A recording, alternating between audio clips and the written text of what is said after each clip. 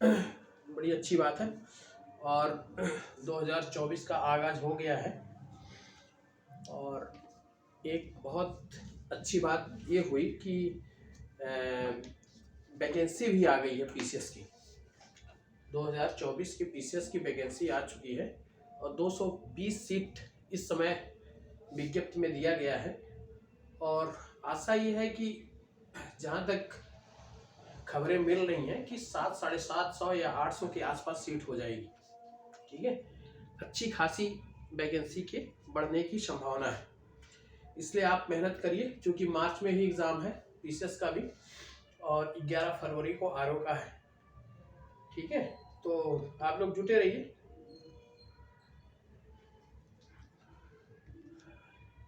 तो आज हम लोग राजनीति शास्त्र में पोल साइंस में भाग निर्वाचन के विषय में हम लोगों ने अध्ययन कर लिया था। तो आज उसके आगे जस्ट भाग 16 और भाग 17 दो महत्वपूर्ण आपके पार्ट हैं। और भाग 16 में कुछ विशेष वर्गों के लिए उपबंध दिए गए हैं और भाग 17 में आपके राजभाषा के विषय में प्रावधान किया गया है। तो आप लोग हेडिंग डाल लीजिए भाग 16।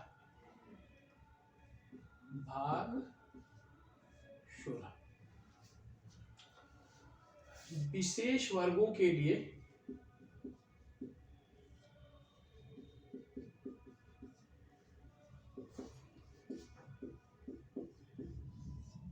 प्रावधान। देखिए, ये भी महत्वपूर्ण आपका टॉपिक है। और विशेष वर्गों के लिए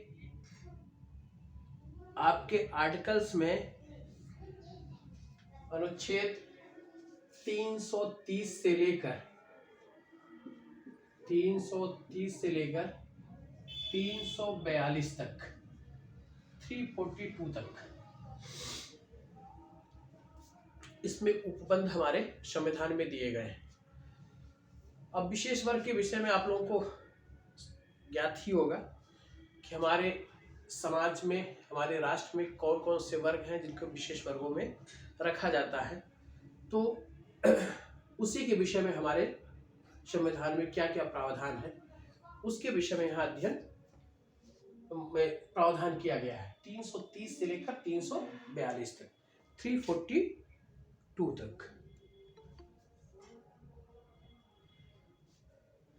आप लोग थोड़ा सा पहले जुड़ जाया करें भाई, है ना, क्योंकि बार बार मुझे क्लिक करना पड़ता है। तो कोशिश करें कि पहले ही आ जाए आप लोग। ठीक है, और आप अपने म्यूट कर लें सभी लोग। ठीक है, और कैमरे को भी ऑफ कर लें।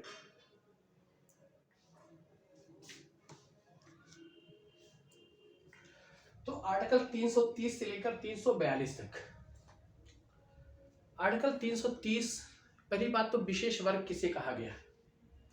विशेष वर्ग है कि जो सामाजिक रूप से, शैक्षणिक रूप से जो पिछड़ा वर्ग होता है, ठीक है, या पीछे रहता है, वो विशेष वर्गों में हमारे यहाँ शामिल किया गया है। तो आपके इन वर्गों में आपके एससी वर्ग, अनुसूचित जाति, अनुसूचित जनजाति, ठीक है, ये हमारे विशेष वर्ग में शामिल है। तो एससी और एसटी, ठीक, और ओबीसी, ये मेरा विशेष वर्ग है। एससी के विषय में आर्टिकल अनुच्छेद 341 और एसटी के विषय में अनुच्छेद 342 और ओबीसी के विषय में आर्टिकल 340 इसमें प्रावधान किया गया है कि कौन कौन सा वर्ग एससी होगा, कौन सा एसटी होगा, कौन से ओबीसी होगा, इसके द्वारा। और ये कैसे निर्धारित करती है? ये संसद के द्वारा निर्धारित होता है और संसद के द्वारा निर्धारित होने के बाद राष्ट्रपति के आदेश के अनुसार किसी जाति को, मूल वंश जिसका है, उसको आपको इन वर्गों में शामिल किया जाता है। यानी कि एससी के विषय में, एसटी के विषय में शामिल करने का प्रावधान किसे प्राप्त है? उस संसद को दिया गया।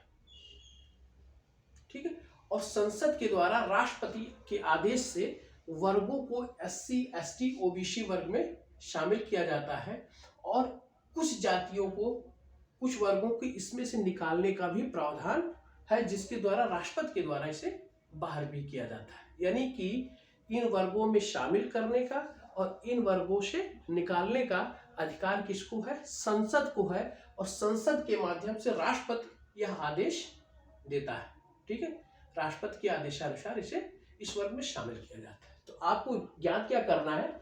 आपको आर्टिकल 80 के विषय में 341 में, एसटी के विषय में 342 में और ओबीसी के विषय में 340 में प्रावधान है। ये चीजें महत्वपूर्ण है हमारे संविधान।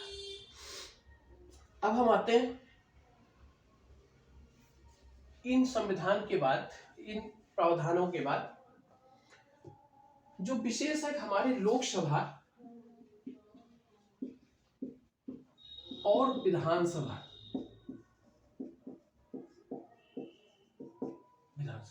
और एक बात यहां आप ध्यान और रखिएगा कि एससी, एसटी, ओबीसी के अलावा आंग्ल भारतीय भी हमारे विशेष वर्ग में शामिल है, उनके लिए भी प्रावधान हमारे संविधान में किया गया है।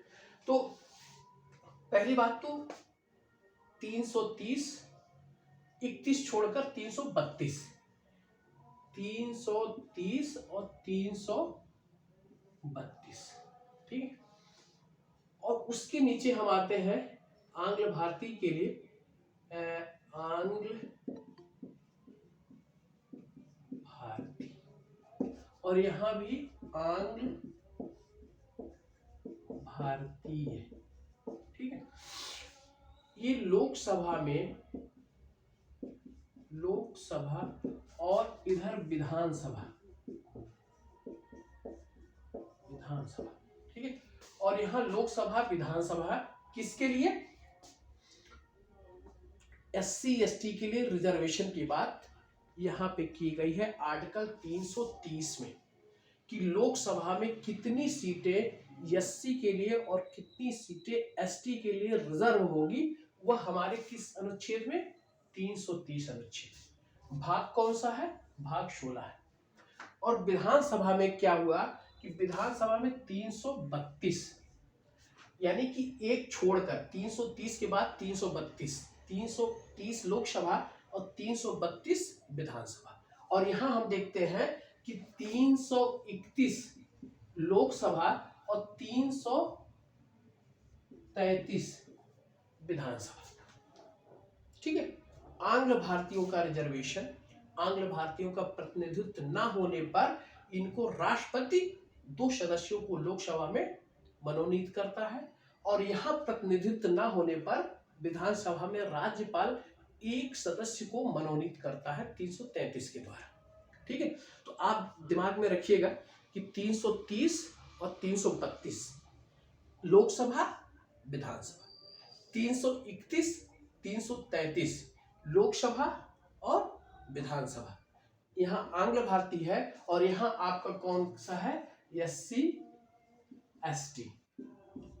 ठीक है, एससी, एसटी। ठीक है। ये आर्टिकल से भी बहुत महत्वपूर्ण है, ये कई बार पूछे जा चुके हैं। और वर्तमान में लोकसभा में कितनी सीटें एससी के लिए रिजर्व है और कितनी सीटें एसटी के लिए रिजर्व है? कोई बता सकता है इसे? सर एससी के लिए 84 सीटें हैं और एसटी के लिए 47 सीटें हैं। जी सर एससी के लिए 84 सीटें हैं और एसटी के लिए 47 सीट है। वेरी गुड, बहुत अच्छी बात। हमारे लोकसभा में एससी के लिए आपके 84, 84 और एसटी के लिए आपके 47। ये आने की संभावना है आपके ऐसा निम्नलिखित में से कौन सा कथन सत्य है, कौन सा कथन असत्य है, ऐसे क्वेश्चन बनाकर ये पूछे जा सकते हैं। ठीक है। SC के लिए 84 और ST के लिए आपके 47। ठीक है, रिजर्वेशन आपको क्लियर हो गया। SC ST का रिजर्वेशन 330 लोकसभा, 332 विधानसभा। आंग्ल भारतीय के लिए 331 लोकसभा और 333 विधानसभा। ये क्लियर हो गया। इसके बाद 340, 341 और 342। 340 में OBC के, 341 में SC के लिए और 342 में ST के लिए प्रावधान किया गया है कि किन किन जातियों को इन वर्गों में शामिल किया जा सकता है। ठीक है, अब देखिए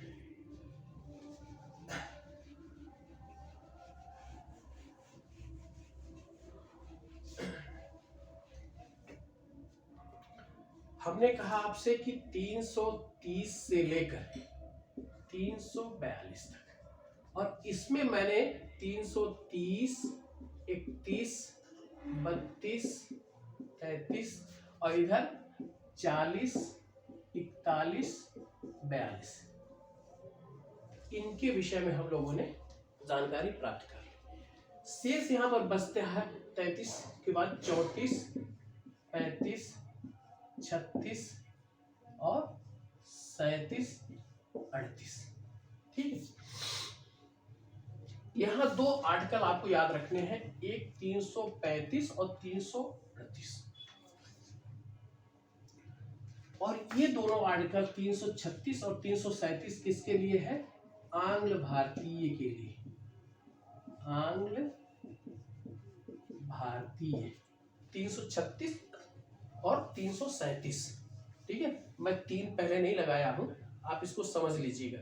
ठीक है, और 35 और 38 किसके लिए है? यह SC ST के लिए, SC और ST के लिए। 334 को आप भूल जाइए, कोई बहुत विशेष महत्वपूर्ण नहीं है। 335 क्या कहता है, 338 क्या कहता है? 300 पहली बात 338 आगे देखिए। 338 के तहत SC ST के विषय में आयोग बनाने का अधिकार इसी आर्टिकल के द्वारा 338 के द्वारा राष्ट्रपति को प्राप्त है। और आपको पता ही होगा राष्ट्रपति अपनी सारी शक्तियों का उपयोग किसके द्वारा करता है? आपके मंत्रिमंडल की सलाह पर करता है। ठीक है, तो एक आयोग का गठन जो है, ठीक है, वो किसके द्वारा प्राप्त है? 38 के द्वारा, 338 के द्वारा राष्ट्रपति को प्राप्त है। और इसी 338 से क्या हुआ? अनुच्छेद 338 और एक अनुच्छेद आपका 338 का, ठीक है, ये आपके एक संविधान संशोधन के द्वारा ये किया गया था। 89वां संविधान संशोधन, 89th संविधान संशोधन के द्वारा ये किया गया था कि इसके द्वारा 338 का के द्वारा आपके अनुसूचित जनजाति आयोग, इसका गठन किया गया। और 338 के द्वारा किसका गठन किया गया? अनुसूचित जाति आयोग। ठीक है, अनुसूचित जाति आयोग 338 के द्वारा, अनुसूचित जनजाति आयोग 338 का के द्वारा इसका गठन किया गया।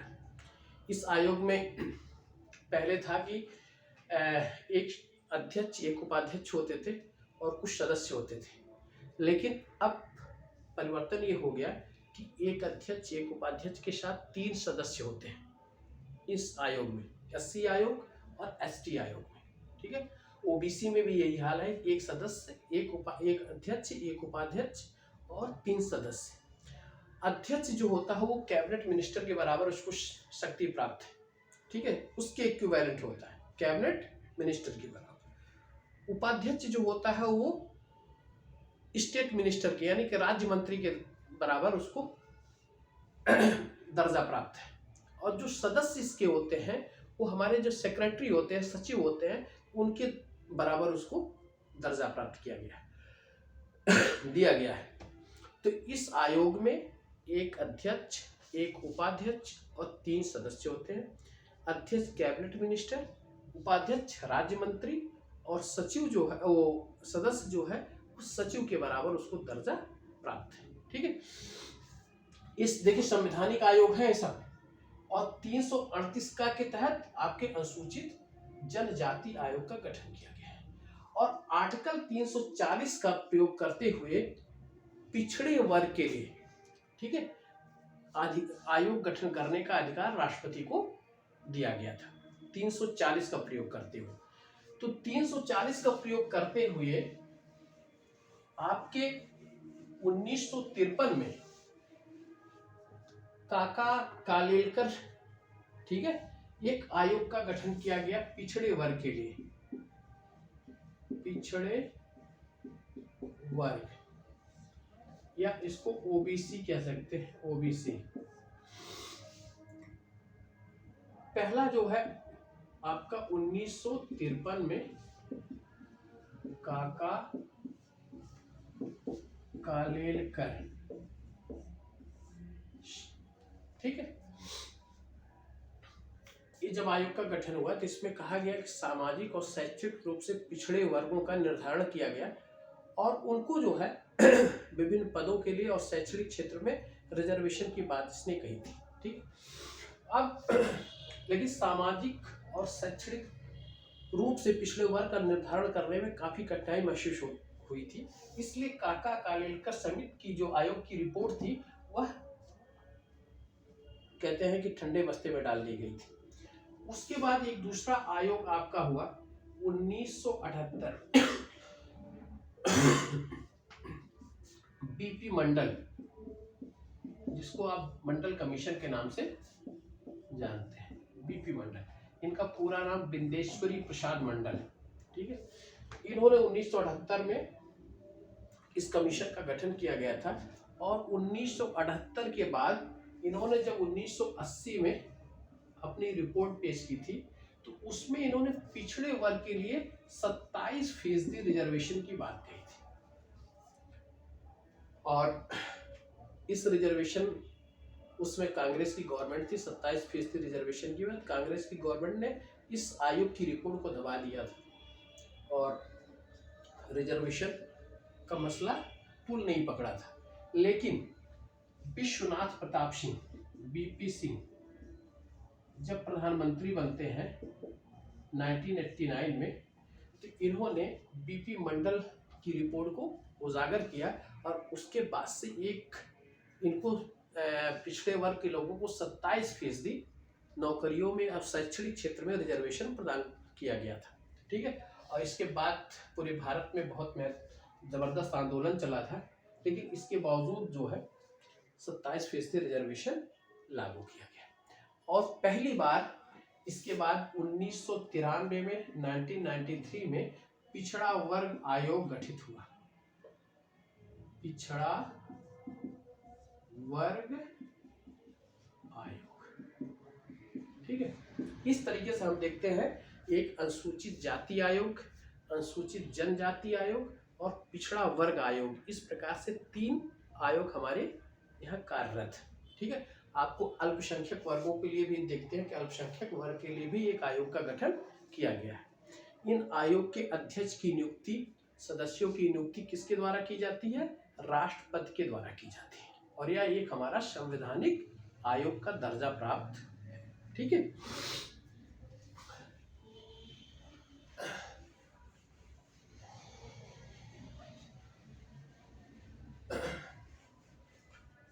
अब कोई बता सकता है कि आर्टिकल 330 से लेकर 342 के बीच में जो बातें कही गई है भाग 16 में, इसके अतिरिक्त क्या संविधान में इन वर्गों के लिए कोई प्रावधान किया गया है? बताएं, इसके अतिरिक्त क्या संविधान में इन वर्गों के लिए कोई प्रावधान है?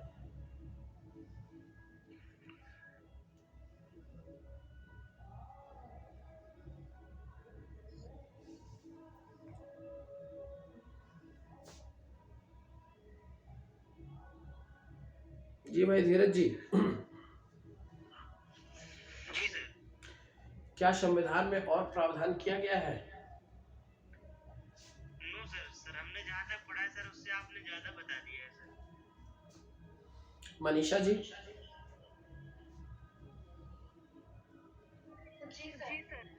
कोई प्रावधान और संविधान में प्राप्त होता है? इसके लिए मुझे एक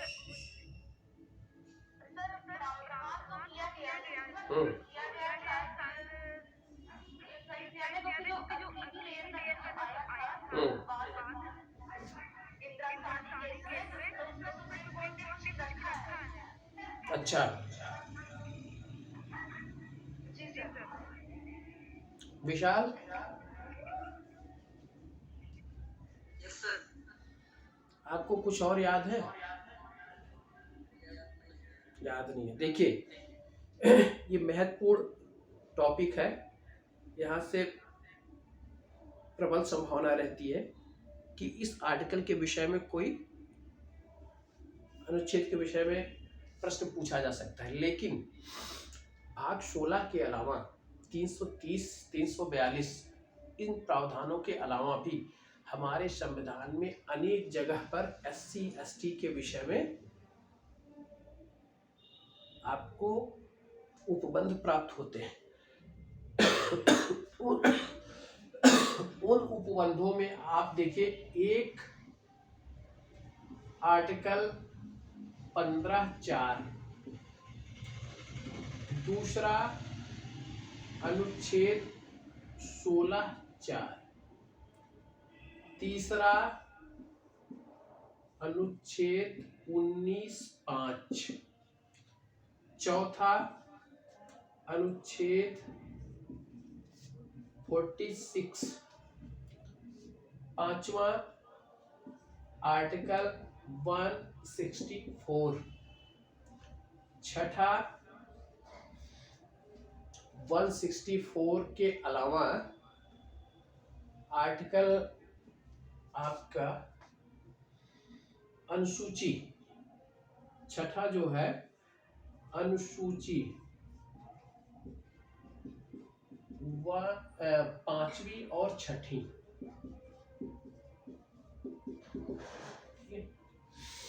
इतने आर्टिकल्स और इतने ये अनुसूचियों में अनुसूचित जाति जनजाति के विषय में, ठीक है, विशेष प्रावधान प्राप्त होते हैं।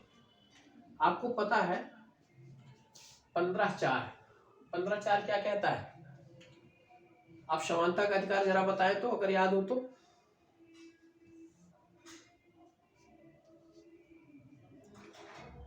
समानता का क्या अधिकार है? धर्म, जात, मूल वंश, लिंग, जन्म स्थान के आधार पर विभेद नहीं किया जाएगा। लेकिन 15(4) क्या कहता है कि SC ST अनुसूचित जाति जनजाति के लोगों के लिए, ठीक है, विशेष प्रावधान की व्यवस्था की जाएगी। समानता का अधिकार है, लेकिन 15(4) के तहत इनको विशेष दर्जा मतलब प्रावधान किए जाने की व्यवस्था की गई है। 16(4) में क्या है कि नौकरियों में और शैक्षणिक क्षेत्रों में इन वर्गों के लिए रिजर्वेशन की व्यवस्था 16(4) में है। ठीक। 19(5) एक फंडामेंटल राइट के तहत कौन सा अधिकार इसमें है? 19(5) में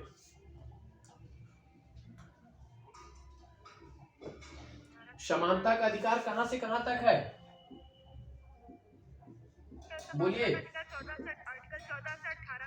14 से 18 तक। ठीक। स्वतंत्रता का अधिकार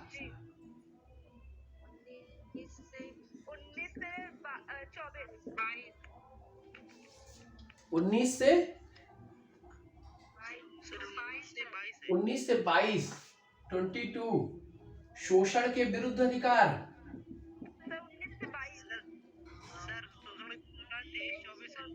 23-24। ठीक। धार्मिक स्वतंत्रता का अधिकार 25 से 28। ठीक है।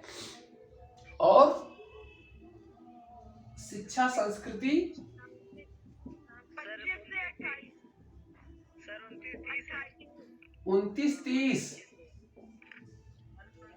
ठीक है, इसमें क्या कहा गया है, 19-5 जो स्वतंत्रता का अधिकार है, आबाद रूप से विचरण करने का अधिकार और किसी जगह बस जाने के अधिकार, इसमें किसके लिए मनाही की गई है, कुछ विशेष क्षेत्रों में, अनुसूचित क्षेत्रों में सरकार उन वर्गों की सुरक्षा के लिए अस्थायी रूप से बसने और विचरण करने के अधिकार से मना कर सकती है। यह 19-5 में कहा गया। ठीक है, उसके बाद 46 में क्या कहा गया है, आपका प्रिंसिपल डायरेक्टिव प्रिंसिपल इसमें है, नीति निर्देशक तो इसमें है। इसमें कहा गया है कि अनुसूचित जाति जनजाति के लोगों को शिक्षा, अर्थ, ठीक है, और उनकी सुरक्षा और अन्याय के विरुद्ध, ठीक है, राज्य उनकी सुरक्षा, शोषण और अन्याय के विरुद्ध राज्य उनकी सुरक्षा करेगा और शिक्षा तथा अर्थ के क्षेत्र में अभिवृद्धि का प्रयास करेगा। बात समझ में आई? 46 डायरेक्टिव प्रिंसिपल राज्य को निर्देश देता है कि अनुसूचित जाति जनजाति के लोगों की शिक्षा और आर्थिक रूप से सशक्त बनाने का प्रयास करेगा तथा उनके शोषण, ठीक है, और उनके विरुद्ध जो अन्याय हो रहा है उससे मुक्त दिलाने का प्रयास क्या करेगा, राज्य करेगा, डायरेक्टिव प्रिंसिपल करेगा। ठीक है, और एक बात और, 164 के तहत, 164 किस भाग में होगा, कौन सा भाग होगा 164?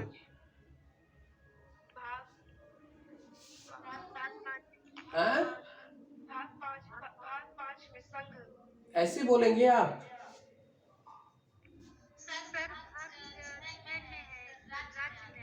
राज्य में आता है ना? आप कैसे, मनीषा जी कैसे भूल गई भाई?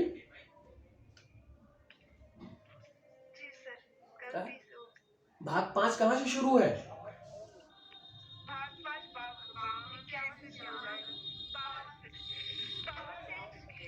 151 तक। ये कितना है, 164। कौन सा भाग होगा? भाग 6, राज्य शुरू है यहां से। ठीक है, इसमें कहा गया है कि छत्तीसगढ़, उड़ीसा, मध्य प्रदेश और आपके झारखंड, इन राज्यों में अनुसूचित जनजाति के प्रशासन के लिए एक अलग मंत्री की नियुक्ति की जाएगी। एक अलग अनुसूचित जाति का मिनिस्टर होगा। ठीक है, इसके सिर्फ प्रशासन के लिए। कहाँ कहाँ पे, किन क्षेत्रों में? क्षेत्र आपका है उड़ीसा, मध्य प्रदेश, छत्तीसगढ़ और झारखंड। ठीक है, ये 4। इसके पहले क्या था कि झारखंड के स्थान पर बिहार था। ठीक है, लेकिन बाद में जब ये कन्वर्ट होते हैं, मतलब बदलते हैं राज्य के रूप में, तो फिर झारखंड आ गया और बिहार को हटा दिया गया। वहाँ जनजाति क्षेत्र बिहार में बहुत ज्यादा नहीं है, लेकिन झारखंड में है। ठीक है, इसलिए यहाँ पे झारखंड शामिल कर लिया गया। और अनुसूची 5वीं और 6वीं जो हमारे यहाँ बहुत महत्वपूर्ण अनुसूची में शामिल है। अनुसूची 5वीं क्या कहती है?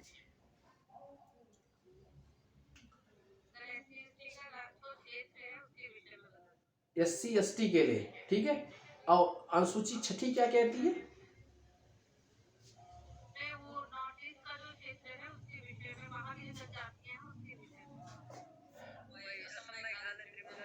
हाँ, इसका फार्मूला क्या है?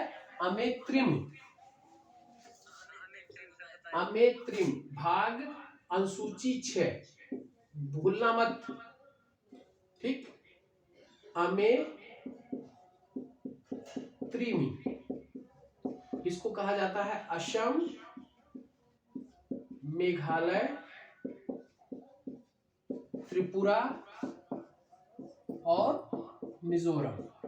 यहाँ के जनजाति क्षेत्रों के प्रशासन के विषय में उल्लेख प्राप्त होता है। और अनुसूची 5 क्या कहती है?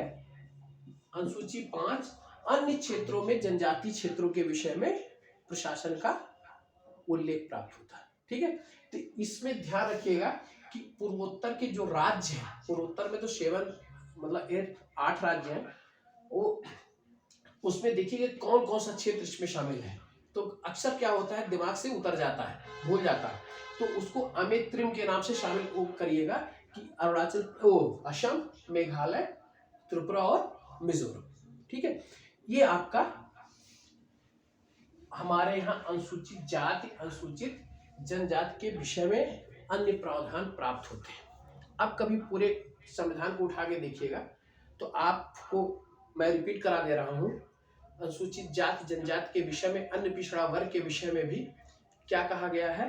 15(4), 16(4), 19(5), ठीक, उसके बाद 46, 164 और फिर अनुसूचित 5 और 6। एक आर्टिकल है अनुच्छेद 275, ठीक है, जो राज्यों को अनुदान की बात करता है, ग्रांट देता है। अनुच्छेद 75, इस अनुच्छेद 75 में अनुसूचित जनजाति के क्षेत्रों के और अनुसूचित क्षेत्रों के प्रशासन और कल्याण के लिए विशेष ग्रांट की व्यवस्था भी किया जाता है। ठीक है, 275 ये हो गया। और फिर भाग 16, और भाग 16 के 330 से लेकर 342 तक। 330 बहुत महत्वपूर्ण है। 330, 31, 32, 33 बहुत ही महत्वपूर्ण है। इसमें लोकसभा के लिए 330 में अनुसूचित जाति जनजाति का रिजर्वेशन है, और उसके बाद 331 आ जाता है लोकसभा में आंग्ल भारतीयों के लिए 2 स्थान राष्ट्रपति के द्वारा। और फिर अनुच्छेद 332 आ जाता है विधानसभा में SC ST का रिजर्वेशन। और अनुच्छेद 33 आ जाता है आपके आंग्ल भारतीय का प्रतिनिधित्व अगर विधानसभा में नहीं है तो राज्यपाल एक पद की नियुक्ति करेगा, उसमें मनोनीत करेगा। और फिर आप आइएगा 340, 341, 342 के विषय में। 340 OBC, 341 SC और 342 ST के विषय में। और 338 और 338 का ये महत्वपूर्ण है, जिसमें हमारे यहाँ आयोग के गठन की चर्चा की गई है, SC आयोग और ST आयोग। ठीक है, SC आयोग 338 में और ST आयोग 300। ऐसे हम आपको अनुच्छेद 336, 37 की भी चर्चा किए थे, जिसमें आंग्ल भारतीयों के लिए 336 में है कि कुछ विशेष सेवाओं में आंग्ल भारतीयों को मतलब विशेष उपबंध करना, उसके लिए कुछ विशेष सेवाओं के लिए। और शैक्षणिक अनुदान देने की बात 337 में की गई है। लेकिन इतना महत्वपूर्ण नहीं है कि ऐसे सवाल आपके यहाँ पे आए। ठीक है, ये हो सकता है IAS के क्वेश्चन हो, बहुत गहराई में पूछा जाए तो ठीक है, तो आप इतना दिमाग में मत रखिएगा। ठीक, केवल इतना 330, 31, 32, 33, 340, 41, 42, 338 ये हो गया। और नीचे जो है 15(4), 16(4), 19(5) और फिर आपका 46, 164, 275 और अनुसूची 5 और अनुसूची 6, ये आपके विशेष वर्गों के विषय में जो उपबंध किए गए हैं वो है। ठीक है, ये आपका भाग 16 समाप्त हुआ। अब हम आ जाते हैं भाग 17।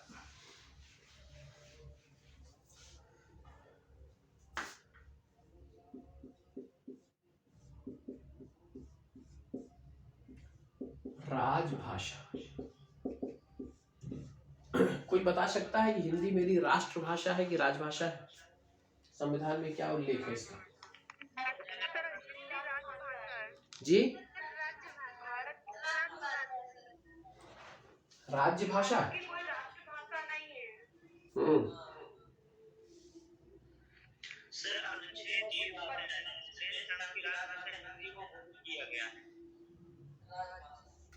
देखिए, ये ध्यान में रखिएगा कि राष्ट्रभाषा के रूप में हिंदी को मान्यता नहीं है। ठीक है, हिंदी हमारी ऑफिशियल लैंग्वेज है, राजभाषा है। ठीक,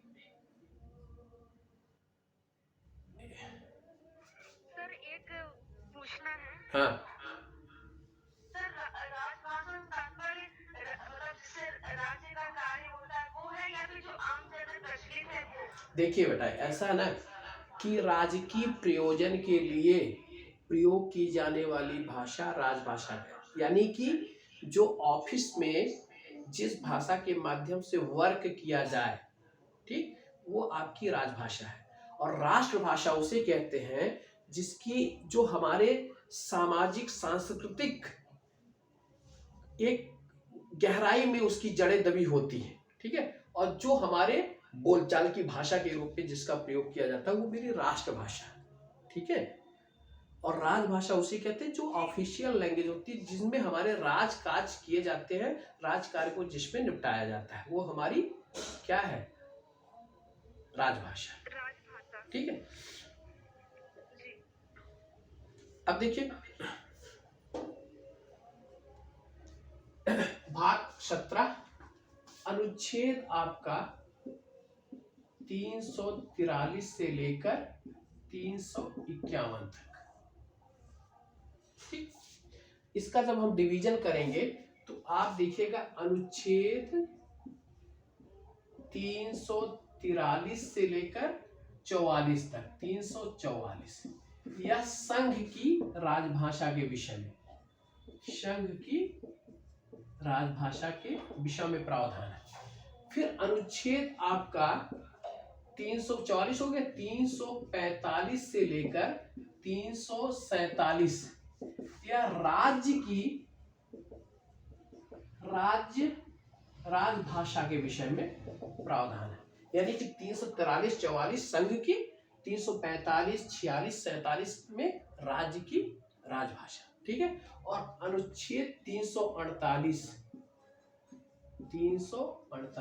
या न्यायालय की भाषा, ठीक, जिसमें आपका उच्चतम न्यायालय तथा उच्च न्यायालय इसमें शामिल है, ठीक है। इसकी भाषा के विषय में प्रावधान की, ये महत्वपूर्ण आपके 343 44 संघ की राजभाषा, 345 46 47 राज्य की राजभाषाओं के विषय में, और 348 और न्यायालय की भाषा कैसी होगी, हमारे हाई कोर्ट की, हमारी सुप्रीम कोर्ट की भाषाएं कैसी होगी, ठीक है। यह 348 और 348 का में उल्लिखित है। 348 उच्चतम न्यायालय की भाषा और 348 का हाई कोर्ट की भाषा कैसी होगी, इसमें इसका उल्लेख प्राप्त होता है। तो ये भाग 17 राजभाषा, आर्टिकल 343 से लेकर 351 के विषय, ठीक है। कोई बता सकता है कि हमारे यहाँ संविधान में कितनी राजभाषाओं का उल्लेख मूल संविधान में प्राप्त हुआ है, किया गया है, और वर्तमान में कितनी भाषाएं हैं हमारे? सर 22 है। जी सर 22 है। नहीं सुनाई दे रहा, बताएं। सर कह रहे हैं 22 भाषा है। सर 8वीं अनुसूची में सर पहले मान्यता प्राप्त थी, उसके बाद सर 8वीं अनुसूची के बाद सर 14 भाषाएं जो थी सर उसमें और जोड़ी गई हैं। वेरी गुड, बहुत अच्छी बात है। आपने बिल्कुल सही बताया कि वर्तमान में हमारी 8वीं अनुसूची जो भाषा के विषय में है, एक बहुत महत्वपूर्ण अनुसूची है, 8वीं अनुसूची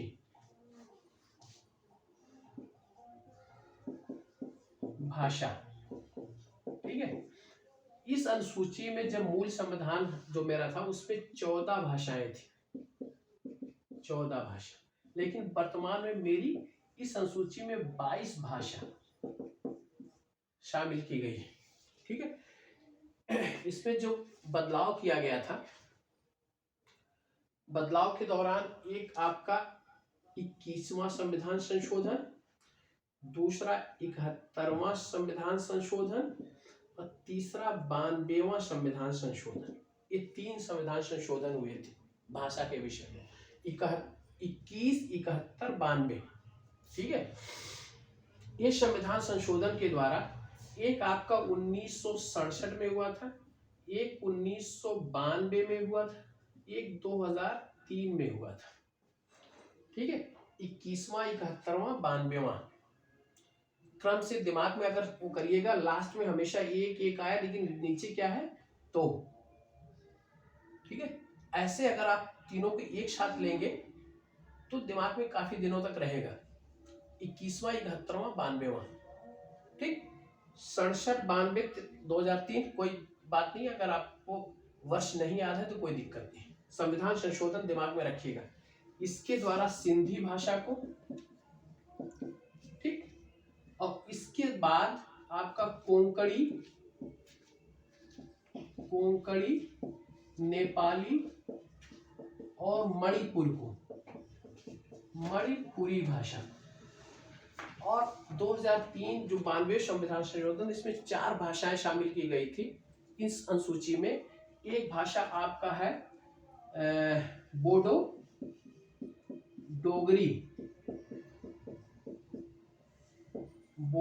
डोगरी, संथाली और मैथिली।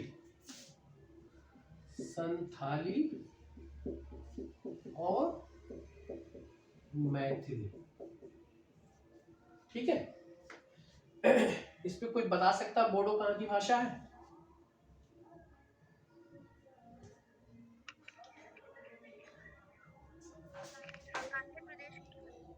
जी बोले।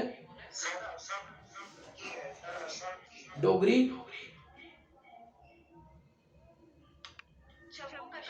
Very good. संथाली,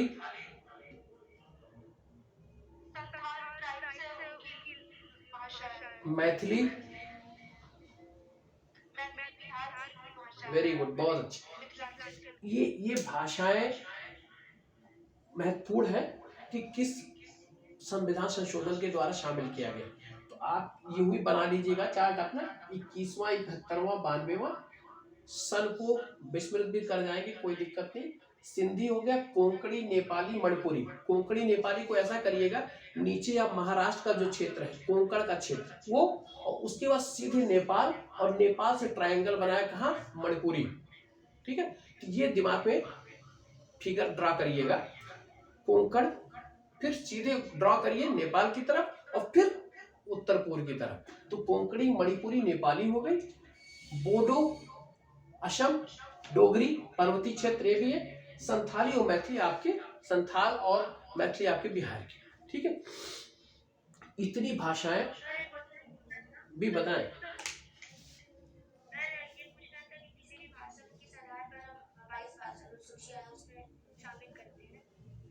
देखिए, आधार क्या होता है कि एक विशेष स्थान की एक सांस्कृतिक पहचान होती है। ठीक है, उस भाषा, उस बोली को जो बोलने वालों की संख्या अगर अधिक होती है, और अधिक संख्या की एक डिमांड की जाती है कि मेरी भाषा को संरक्षित किया जाए, इसमें राजकीय प्रयोजन के लिए प्रयुक्त होने वाली भाषाओं में शामिल किया जाए। ठीक है, जब उसकी संख्या अधिक हो जाती है और उनकी डिमांड आने लगती है, तो उनको आपको अनुसूची में शामिल किया जाता है। इसके लिए जैसे एक स्टेट बनाया जाता है, ठीक है, कि स्टेट हमारा अलग होना चाहिए, अलग क्षेत्रों के लिए मांग की जाती है, तो उसी तरीके से भाषा को राजकीय प्रयोजन में प्रयुक्त होने के लिए किया जाता है। ठीक है, ये भाषा क्या होती है, पहले बोली का स्वरूप होती है, और जब वो व्याकरण निष्ठ होकर साहित्यिक रूप में अपना स्थान बनाने का प्रयास करने लगती है, वो भाषा के रूप में कन्वर्ट हो जाती है। ठीक है, हेलो जी।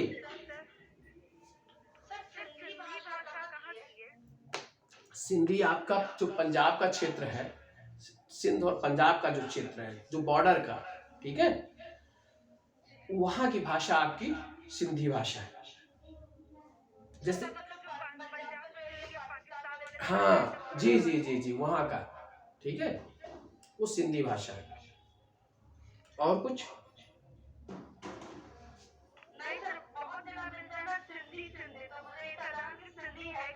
हाँ, सिंधी है, ठीक है जी, बिल्कुल। अब देखिए, जब हमारा संविधान बना, ये तो हमारी भाषाओं के विषय में आ गया। मूल में 14 भाषाएं थी 8वीं अनुसूची में, अब वर्तमान में कितनी हो गई, 22 हो गई। देखिए, जब संविधान बना, हमारे यहाँ हिंदी जो है राष्ट्रीय एकता तथा आंदोलन को, ठीक है, को अव्यक्त देने वाली एक भाषा के रूप में उभर कर सामने आई थी, और राष्ट्रीय आंदोलन के दौरान प्रमुख नेताओं के द्वारा ये माना गया कि हम अपनी बात को हिंदी के माध्यम से ही अधिक से अधिक जनता के बीच में पहुंचा सकते हैं। तो उस समय जो उत्तर भारतीय और दक्षिण भारतीय हो गए, उत्तर और दक्षिण का कोई विभेद राष्ट्रीय आंदोलन के दौरान में नहीं था। सी राजगोपालाचारी जो कि दक्षिण भारत के नेता थे और नेता थे, उन्होंने हिंदी भाषा का समर्थन किया था। ठीक है, दयानंद सरस्वती जो पुराने, वो महात्मा गांधी और जितने भी लोग थे, ठीक है, उनका ये कहना था कि हिंदी हमारी भाषा राष्ट्रभाषा होनी चाहिए। और फिर उसके बाद स्वतंत्रता के बाद इसे राजभाषा के रूप में तब्दील करने की बात आई थी। लेकिन जब मेरी स्वतंत्रता प्राप्त हो गई, संविधान सभा की बैठकें होने लगी, तो उस समय उत्तर और दक्षिण का विरोध सामने आया। ठीक, उत्तर और दक्षिण का। दक्षिण के लोगों को ये लगा कि हिंदी हमारे ऊपर एक विदेशी भाषा है, विदेशी मतलब हमारे देश की भाषा, हमारे स्थान की भाषा नहीं है, और हमारे ऊपर ये थोपी जाने लगी। ठीक, उनको ये लगा। ठीक, तो उन्होंने क्या किया, संविधान सभा में इस भाषा का विरोध कर दिया कि नहीं, हिंदी को हम राजभाषा और राष्ट्रभाषा के रूप में नहीं मान्यता देंगे। तो इस विरोध के बाद संविधान सभा में चर्चा हुई 11 से लेकर 14 सितंबर के बीच। ठीक, और पहले तो हिंदी को किया गया। जब इसका विरोध शुरू हुआ उत्तर और दक्षिण के नेताओं के द्वारा, तो उस समय हमारे यहाँ हिंदी, संस्कृत, हिंदुस्तानी और अंग्रेजी 4 भाषाओं पर विचार विमर्श किया गया कि इसमें से कौन सी भाषा राजभाषा के रूप में मान्यता दी जाए। ठीक है, तो इसीलिए अंत में 14 सितंबर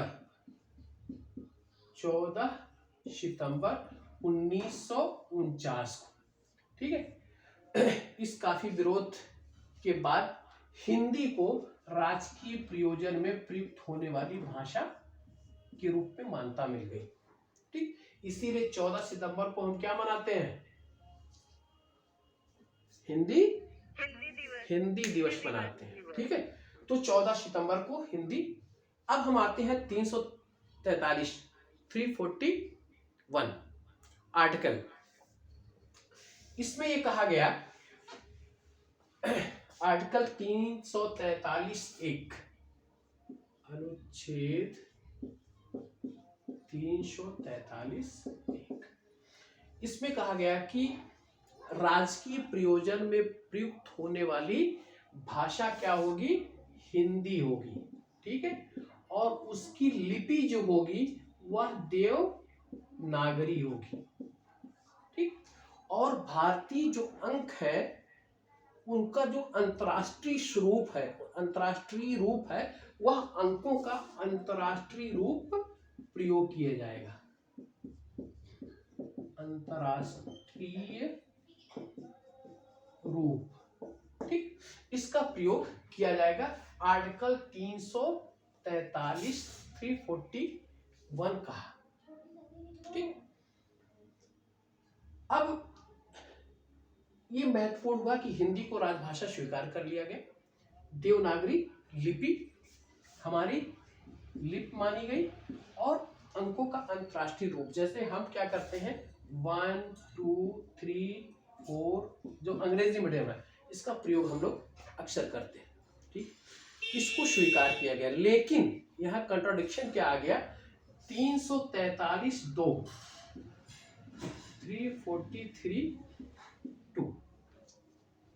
इसमें कहा गया कि संविधान लागू होने के पूर्व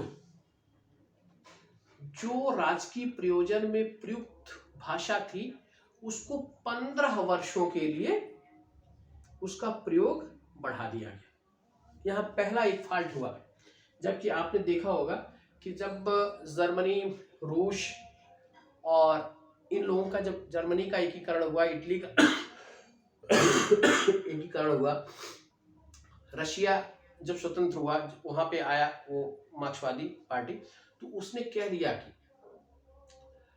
जर्मनी का वो आपका वो था बिस्मार्क ने कहा कि आपको 1 वर्ष के भीतर जर्मन भाषा में कार्य करना होगा, अन्यथा आपको राजकीय सेवा से हटा दिया जाएगा। ठीक है, हमारे यहाँ क्या हुआ, हमारे यहाँ कहा गया कि 15 वर्ष तक अंग्रेजी पूर्ववत चलती रहेगी।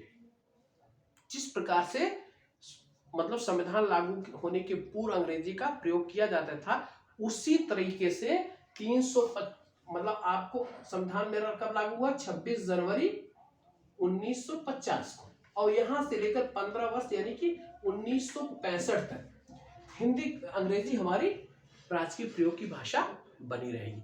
यह कौन सा आर्टिकल कहा? 301 में ये कहा गया, 302 में ये कहा गया।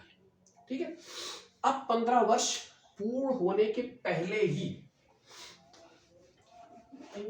के पहले एक राजभाषा अधिनियम 1963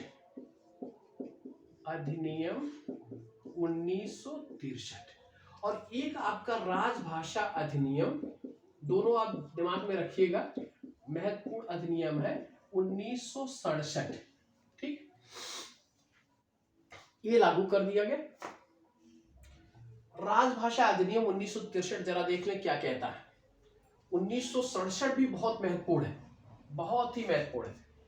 आर्टिकल वो राजभाषा अधिनियम 1963 कहता है, चूंकि 65 में समाप्त होने वाला था, तो ये अधिनियम कहता है कि हिंदी राजभाषा के रूप में चलती रहेगी, लेकिन अंग्रेजी को भी राजकीय भाषा के रूप में प्रयुक्त किया जाएगा, उसको अनवरत किया जाएगा। ठीक है, और राजभाषा अधिनियम 1967 ने क्या कहा? उसने कहा कि अगर कोई भी राज्य की विधानसभा अपने विधानमंडल में जब तक ये रेजोल्यूशन या संकल्प पारित नहीं कर देगी कि राजभाषा मतलब अंग्रेजी को हटा दिया जाए, तब तक अंग्रेजी राजभाषा के रूप में कार्यरत रहेगी। यानी कि जितने भी राज्य हैं, उन राज्यों में से कोई भी राज्य अगर ये संकल्प पारित करके कह दे नहीं अंग्रेजी बनी रहेगी, तो हमारे यहाँ अंग्रेजी अनवरत प्रयोग की जाने वाली भाषा के रूप में। ये सबसे खतरनाक आपका राजभाषा अधिनियम 1967 है। ठीक है, अगर पूर्वोत्तर के क्षेत्र जहां आप देखते हैं मेघालय है और मणिपुर है, नागालैंड है, इस सब में आपको अंग्रेजी को राजभाषा बनाया गया था। ठीक है, अभी भी। ठीक, अगर वहां की विधानमंडल ये संकल्प, एक भी विधानमंडल पूरे इसमें अगर ये कह देती कि नहीं अंग्रेजी बनी रहेगी, तो पूरे भारत में राजभाषा के रूप में अंग्रेजी में कार्य किया जाता है। ठीक है, इस आया और इसी ने पूरा चौपट कर दिया। अंग्रेजी हमारे यहाँ कार्य या राजकीय भाषा के रूप में कार्यरत अनवरत होती रही। तो ये दो अधिनियम आए, एक राजभाषा अधिनियम 1963 और एक राजभाषा अधिनियम 1967। ठीक है, जिसने अंग्रेजी को हमेशा के लिए, ठीक है, यानी कि जब ये संकल्प पारित करेगा, यानी पूरे स्टेट्स के द्वारा ये संकल्प आ जाएगा, तो संसद हमारे यहाँ दोनों राज्यसभा और लोकसभा यह संकल्प पारित करके तब अंग्रेजी को हटाएगी, अन्यथा अंग्रेजी जारी रहेगी। ठीक, तो ये जब आया, उसके बाद से हमारे यहाँ अनवरत, फिर उसके बाद कुछ हुआ नहीं कि राजभाषा हिंदी को बढ़ावा देने के लिए कार्य तो किया जाने लगा। समय समय पर राष्ट्रपति के द्वारा आदेश, नियम विनियम ये सब जारी होते रहे, राज्यपाल के द्वारा भी जारी होते रहे, लेकिन अंग्रेजी अनवरत अपने पद पर प्रतिष्ठित रही। ठीक, कार्य के रूप में। अब हम देखते हैं, एक ये हो गया। दूसरा ये कहता है कि राज्य 343 हो गया। 344 क्या कहता है कि राष्ट्रपति राजभाषा के मतलब हिंदी राजभाषा के वृद्धि के लिए एक आयोग का गठन करेगा या संयुक्त संसदीय समितियां भी बनाई जाएगी। यह आर्टिकल आपका कहता है 344, यानी कि इसमें आयोग के गठन और समितियों के राजभाषा के संवर्धन के लिए निर्माण की बात कही गई है। इसी 344 का प्रयोग करते हुए पहली बार बीजी खेर, ठीक, की अध्यक्षता में एक आयोग का गठन 1955 में किया गया, ठीक। और एक समिति का गठन आपका जेबी पंत, ठीक है, गोविंद बल्लभ पंत की अध्यक्षता में 1959 में किया गया, ठीक है। उन्होंने कहा कि हिंदी को किस तरीके से उपयोग हमारे यहाँ राजभाषा के रूप में उसका अधिक से अधिक बढ़ावा दिया जाए, इसके विषय में ये गठित की गई। पहला आयोग कौन था? बीजी खेर। और दूसरी समिति कौन सी थी? जेबी पंत, ठीक है। और इसके बाद हिंदी भाषा के प्रयोग के लिए समय समय पर राष्ट्रपति के आदेश भी आने लगे, लेकिन अंग्रेजी को हटाए जाने का कोई भी विधान नहीं बनाया गया, ठीक। अब हम क्या करते हैं, देखते हैं कि 345 से लेकर 347 तक, उसमें ये कहा गया, 345 में कहा गया कि राज्य अपने राजकीय प्रयोजन के लिए भाषा का चुनाव कर सकता है, ठीक है। तो उस तरीके से हम देखते हैं कि भारत के करीब 7 या 8 राज्य, जिसमें आपका राजस्थान, उत्तराखंड और उत्तर प्रदेश,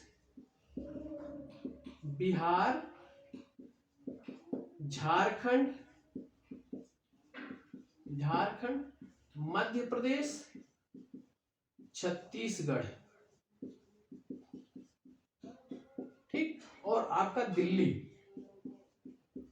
ये इसने जो है 1 2 3 4 5 6 7 8 राज्यों ने सॉरी, यहाँ पे आपका हिमाचल प्रदेश, हरियाणा में, हिमाचल प्रदेश, हरियाणा, ठीक, इन्होंने भी हिंदी को अपने राजकीय प्रयोजन में कार्य करने के लिए मान्यता प्रदान की, ठीक। इसके बाद आपका गुजरात,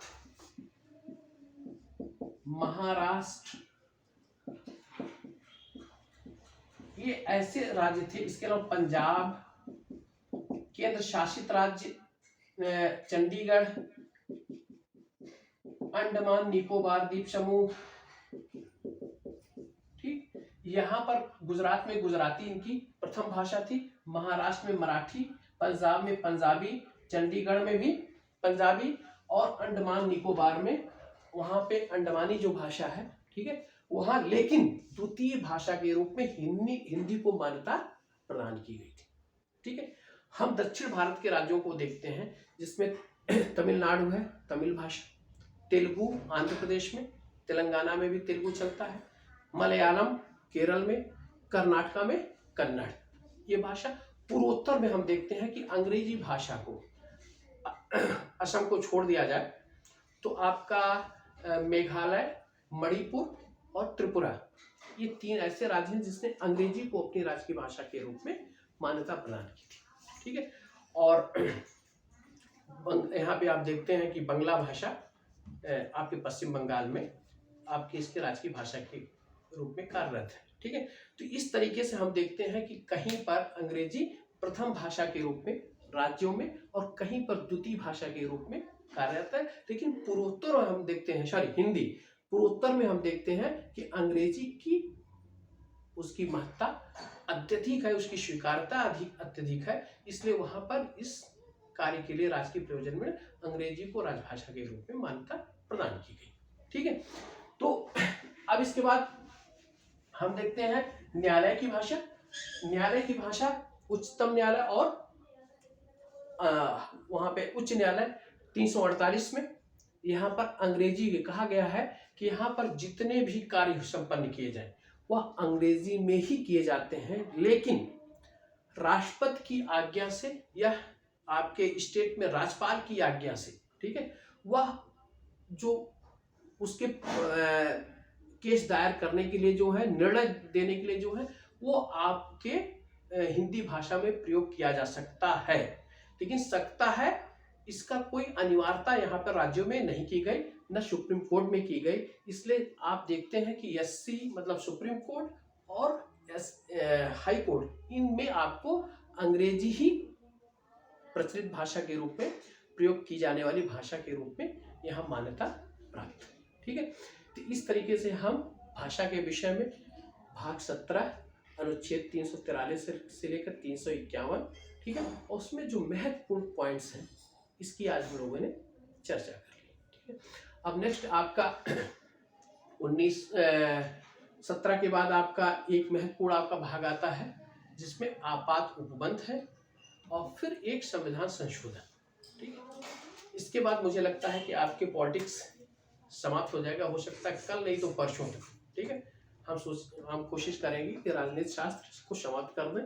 इसके बाद आपका इकोनॉमिक्स और ज्योग्राफी के विषय में हम लोग ROE को ध्यान में रखते हुए अध्ययन करेंगे। ठीक है, तो आज इसी जगह इस लेक्चर को हम समाप्त करते हैं।